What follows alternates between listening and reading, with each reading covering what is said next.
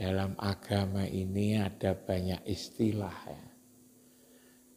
Kita mengenal iman, kita mengenal kata Islam, kita mengenal apa yang disebut malaikat, apa yang disebut jin, iblis, syaitan, dan lain-lain. Seringkali kita ini suka berkata sesuatu, tapi kita kadang tidak peduli. Sebetulnya yang dikata itu apa? Kalau kita ngomong jin ya, jin itu apa sebetulnya? Ya jin. Setan itu apa sebetulnya? Ya setan. Iblis, mukmin, kafir, munafik, apa itu? Seringkali kita ngomong tetapi tidak jelas yang kita omongkan itu. Kalau agama itu sebetulnya ngajarkan untuk mendapat kejelasan apa sebetulnya yang diomongkan itu. Seperti misalnya kata iman, kata kafir. Iman itu apa? Sebetulnya kata itu selalu ada benda yang dikata. Kata itu, kita dengarkan kata kan di kanan. Pasti ada benda yang dikata. Dan Nabi Adam itu diajarkan kata-kata, nama-nama. Wa 'allama Adamal asma'a kullaha ya. Adam itu diajarin tentang nama-nama. Tentu nama-nama tentang barang. Karena itu sebetulnya dulu barangnya baru dikasih nama. Barangnya dulu baru dikasih nama. Ini ada taplak meja. Barangnya ini dikasih nama taplak meja. Ini sarung, barangnya dulu sudah ada. Dikasih nama sarung. Ini baju, barangnya dulu ada. Dikasih nama baju. Anaknya dulu lahir. Seminggu kemudian dikasih nama. Pak Haryanto dulu kan juga gitu kan. Putranya lahir dulu, baru dikasih nama. Nama itu kemudian. Karena itu sebetulnya di dunia ini banyak barang, banyak benda. Tapi belum dikasih, bisa jadi belum dikasih nama. Tidak punya nama. Kenapa? Karena memang belum dikasih nama. Barangnya ada dulu, coba kita masuk hutan, kan banyak sekali barang-barang, pohon-pohon, rumput-rumput, tumbuh-tumbuhan banyak sekali. Belum punya nama, karena itu lalu dikasih, tugas kita itu dikasih nama. Karena itu belum tentu benda, semua benda punya nama. Belum semua benda punya nama. Tapi kalau itu nama, pasti ada bendanya. Karena nama itu dibuat untuk memberi nama benda itu. Nah, seringkali kita ini tatkala ada nama tidak mau mencari bendanya. Ada nama tidak dicari bendanya, padahal semua benda, semua nama itu pasti ada bendanya. Jadi belum tentu semua benda punya nama, tapi semua nama pasti ada bendanya. Nah, itu makanya namanya Mbah Wiro. Kan ada bendanya itu. Membawa surban. Bahannya kan sama, kapas. Kalau dipakai diserimpangan di sini namanya surban. Kalau dipakai untuk alas sholat namanya sajadah. Kalau bunder ini, bulat ini letakkan di bawah namanya sarung. Kalau yang di atas ini namanya baju.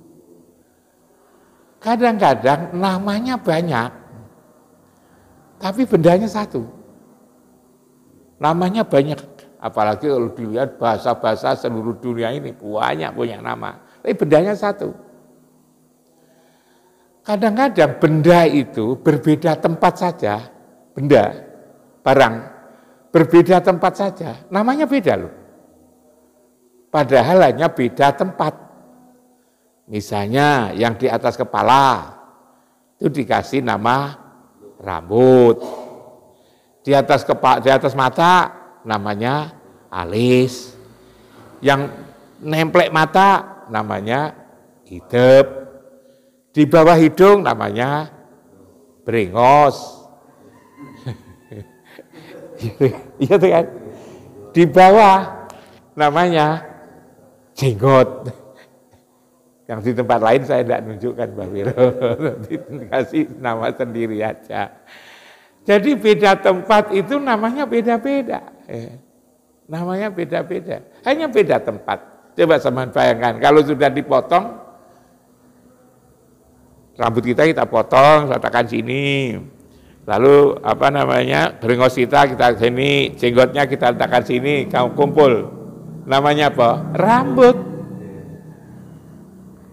Beda letak saja beda nama itu kan. Beda letak aja beda nama. Nah, kita seringkali tidak peduli dengan yang seperti itu. Setiap nama pasti ada benda. Nah, ada nama iman. Iman itu apa? Barangnya gitu loh. Iman itu barangnya itu apa? Apa sebetulnya yang dikatain dengan kata iman itu? Orang mengatakan itu percaya. Kalau itu percaya itu adalah kata kerja sebetulnya. Sedangkan iman itu bukan kata kerja, itu adalah kata benda. Kalau itu kata benda sebetulnya bukan percaya, tapi adalah kepercayaan. Kepercayaan Allah yang ada di dalam dada ini.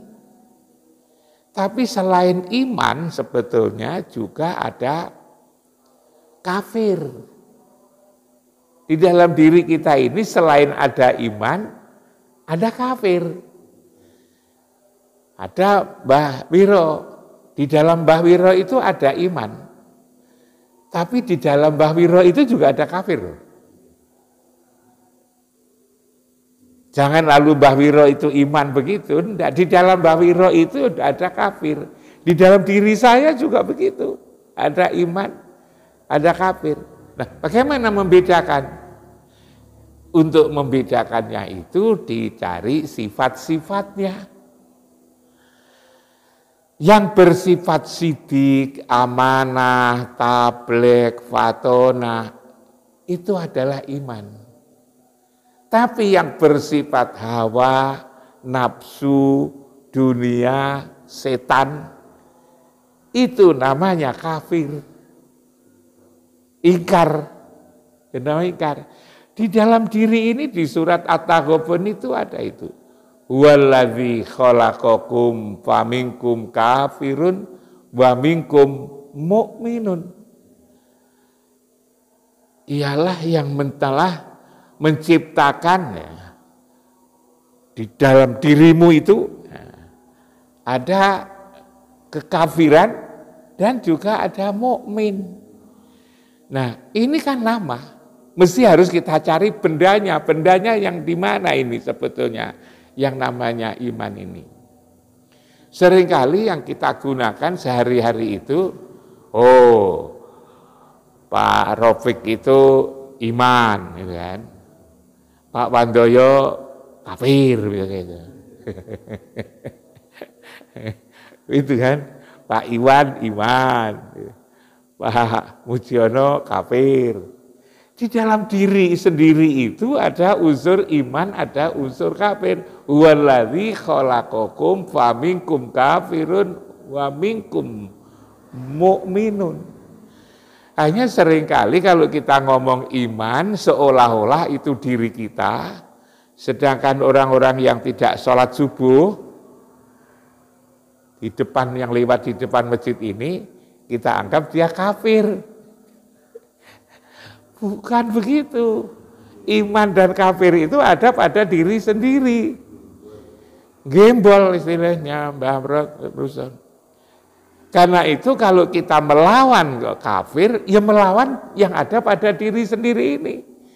Bulan puasa ini kita disuruh perang. Perang dengan kekafiran, dengan kemunafikan. Musuh kita itu di mana? Ya di dalam diri kita sendiri itu loh. Yang itu berat karena musuh yang ada pada diri sendiri. Nah, kita mesti harus pelajari sebetulnya seperti ini agar kita itu tidak salah. Seolah-olah kita disuruh mengalahkan kafir-kafir yang ada di Kota Malang, yang ada di Indonesia. Ya tidak, kafir yang ada pada diri kita sendiri. Karena itulah Gus Dur mengatakan kita ini begitu peduli kepada kekafiran orang lain, tapi tidak peduli kepada kekafiran yang ada pada diri sendiri. Kafir, diri sendiri itu. Lah, iman itu apa sebetulnya itu? Kita mesti telusuri sebetulnya.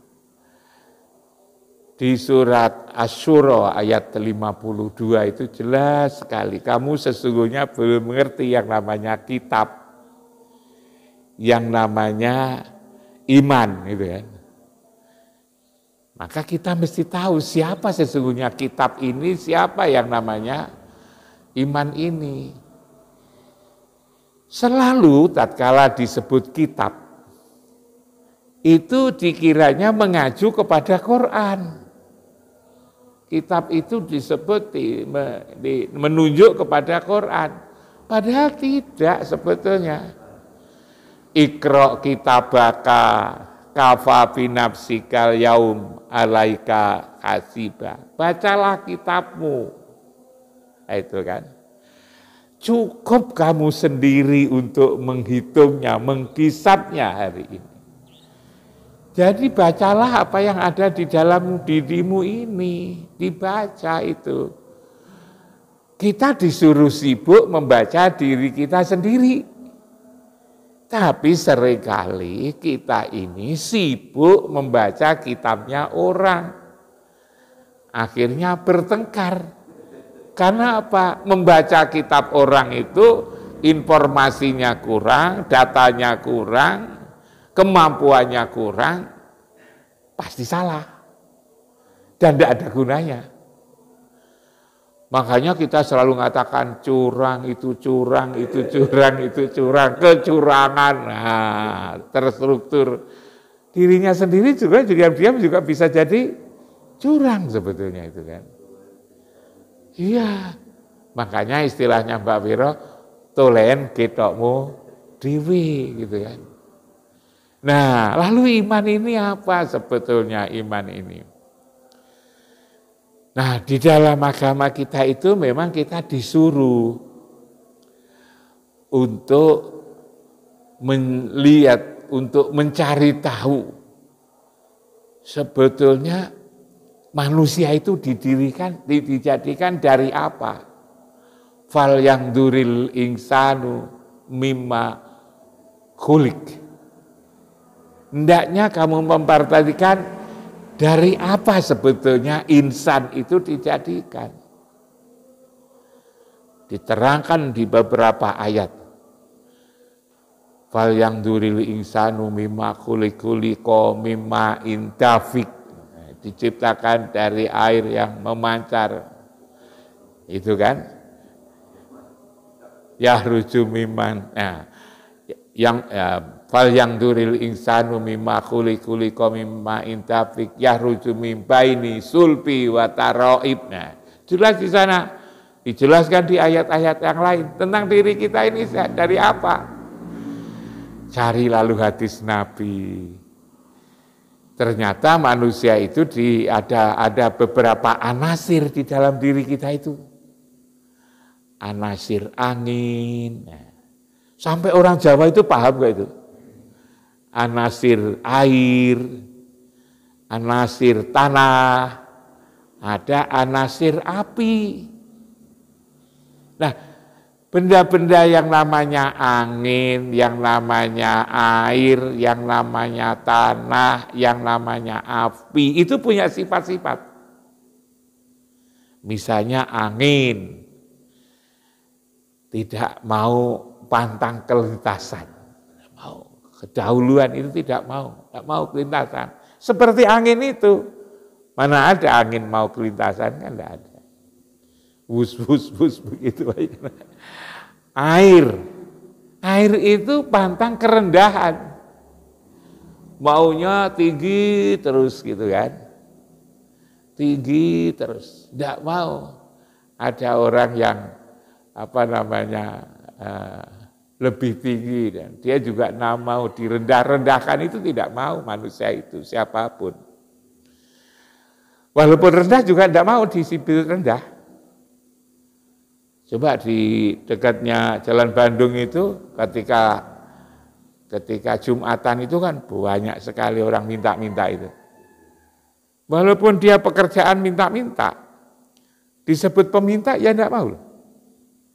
Coba Mbah Piro ngekei duit 10.000 kepada orang itu, Dumi. Kere, kamu tak beri ini. Disebut kere itu senang, padahal dia ya kere tenan. Iya tuh kan? Tidak mau. Harus dihormati ya. Paling tidak diem gitu loh.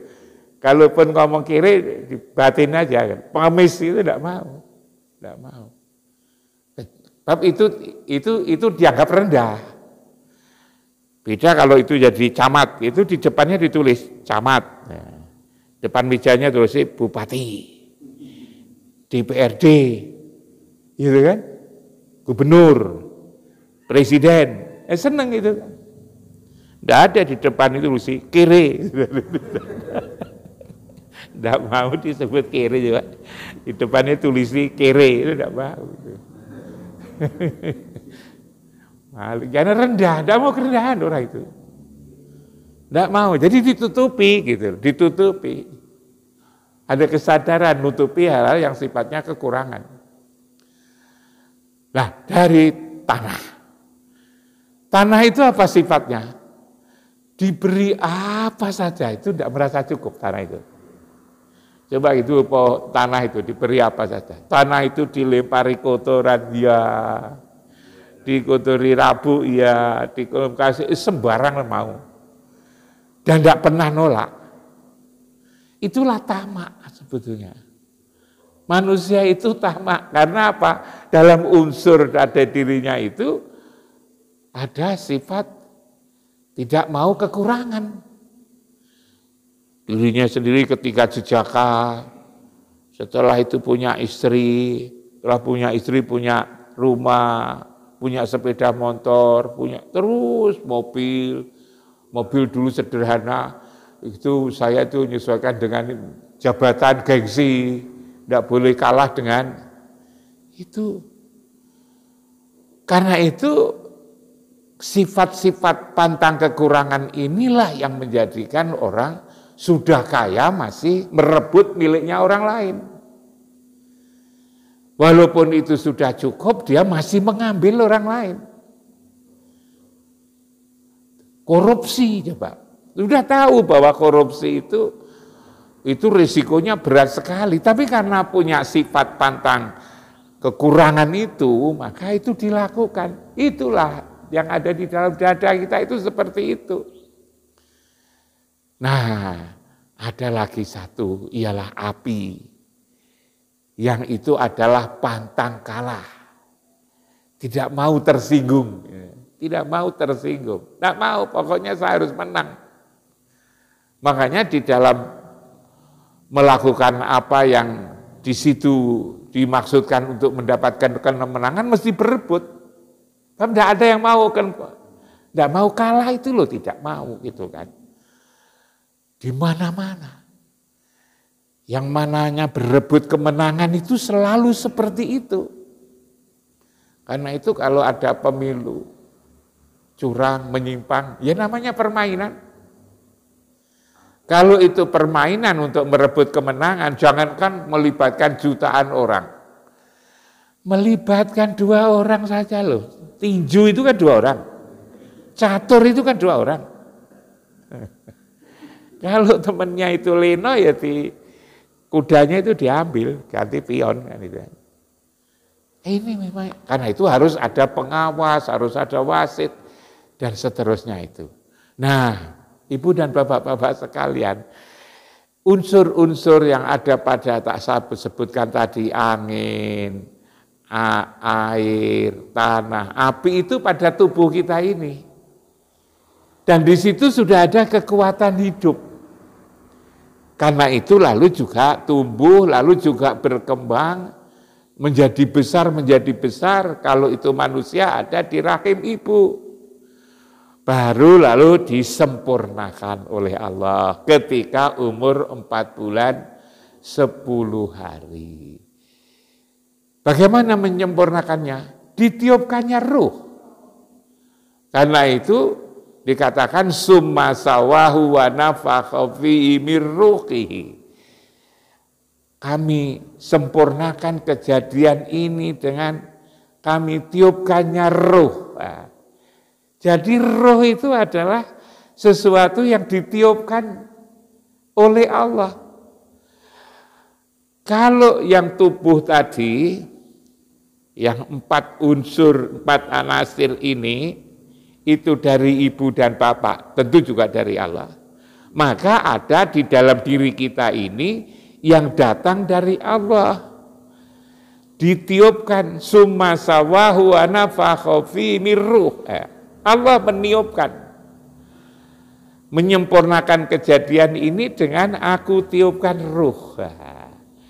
Maka ketika sudah ditiupkan ruh itu, lalu menjadi sempurna.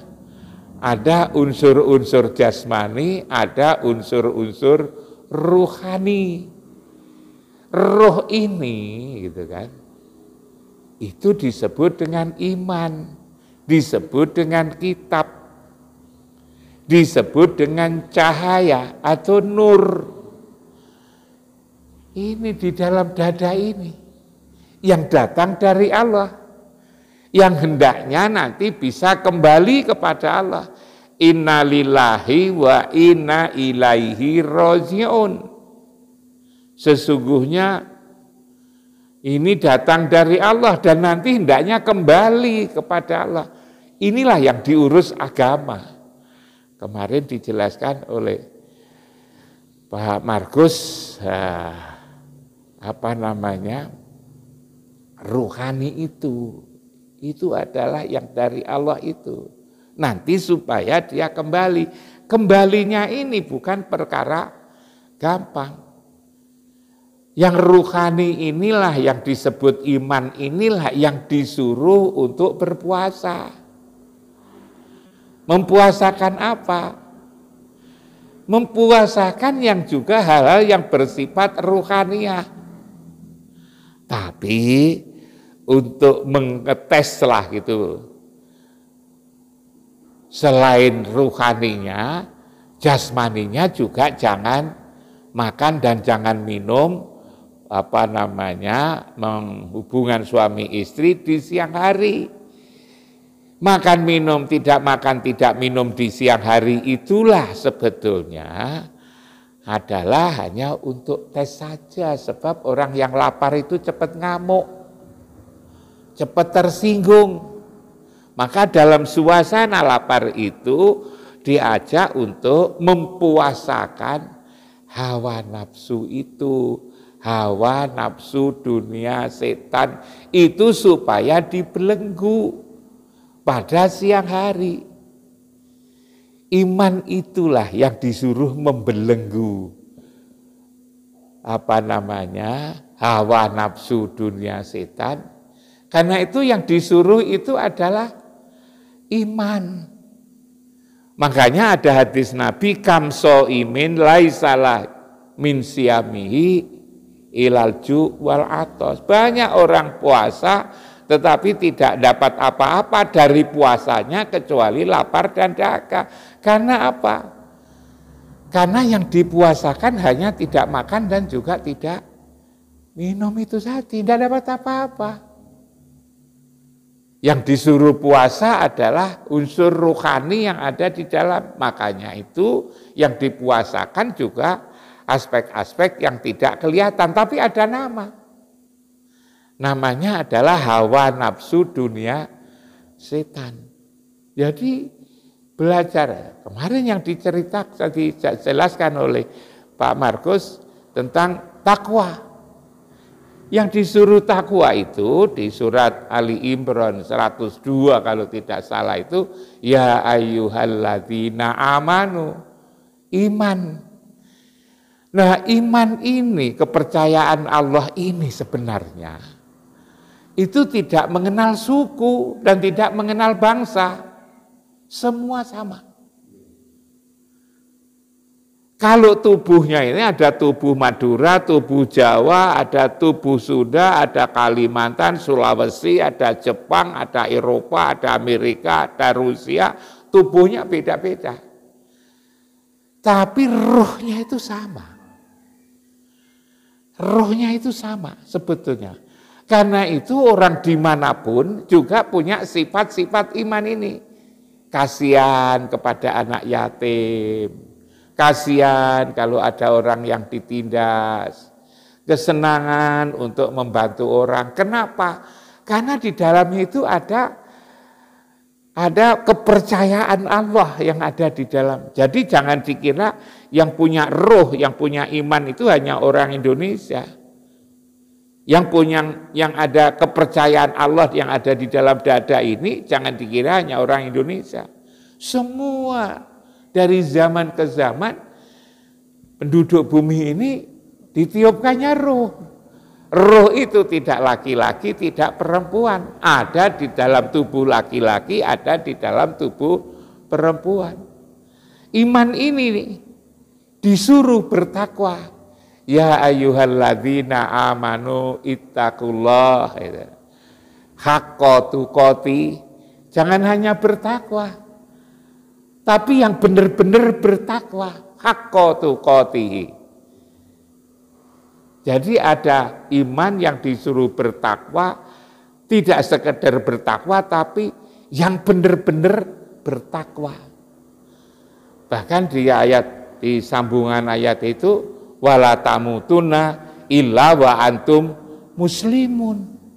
Kamu jangan mati sebelum kamu itu, kecuali kamu itu dalam keadaan damai, selamat, menyerah diri. Selamat apa? Ya selamat dari berbagai hal. Selamat karena sudah mengalahkan hawa nafsu. Selamat karena tahu bahwa mati itu kemana tahu. Jalannya tahu, bekalnya tahu, tempat selamat juga tahu, tempat selamat. Di dunia ini ada tempat selamat, tahu. Kalau itu belum tahu, jangan mati dulu. Sebab manakala di sini kita tidak tahu, di akhirat nanti juga tidak tahu. Dikatakan, wa man kana fi hadhil a'ma fahuwa fil akhiratil a'ma. Jadi orang yang di sini buta, tidak tahu, nanti di akhirat nanti juga buta gitu. Nah, karena itu maka jangan mati dulu kalau kamu itu belum tahu. Setelah ini kamu kemana? Tempat keselamatan itu di mana? Kamu masih terbelenggu oleh hawa nafsu setan. Jangan mati dulu. Gitu kan.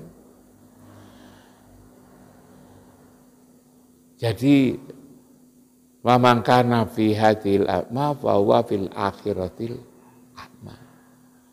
Wa adallu sabila. Dan mereka menjadi sesat di jalan itu. Jangan di situ tuh. Nah, ini sebetulnya kita ini memang kalau berkata harus tahu benda yang dikata. Kalau tidak tahu benda yang dikata, biasanya lalu nafsir. Kalau menafsirkan, maka lalu antara orang ke orang mesti berbeda-beda karena nafsir. Tapi kalau tahu bendanya, maka tidak perlu tafsir. Hanya memang mencari benda itu sulit. Karena itu lalu menafsir. Kalau menafsir akhirnya ada kitab tafsir 10 jenis. Ada 20 jenis. Tapi kalau sudah tahu bendanya, maka tidak perlu ditafsirkan dan jelas bahwa ini yang namanya adalah sajadah misalnya itu, sorban.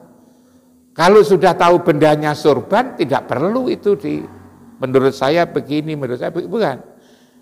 Makanya sebetulnya karena semua kata ada benda, tapi sebelum semua benda ada kata, kalau sudah ada kata, dicari bendanya. Mbah Wiro, cari bendanya Mbah Wiro. Sarung, dicari bendanya sarung, maka menjadi lebih enak. Inilah agama kita ini sebetulnya, ngajak kita ini tidak bingung. Agama kita ini ngajak jelas. Sampai lalu kalau ada kata, kita harus cari bendanya. Nah, itu setiap benda belum tentu ada nama, tapi setiap nama, setiap kata pasti ada bendanya. Saya kira itu Ibu dan Bapak sekalian renungan di pagi hari ini. Tentu belum komplit, kita lanjutkan pada waktu-waktu yang ba'da subuh yang akan datang. Kurang lebihnya mohon maaf. Assalamualaikum warahmatullahi wabarakatuh.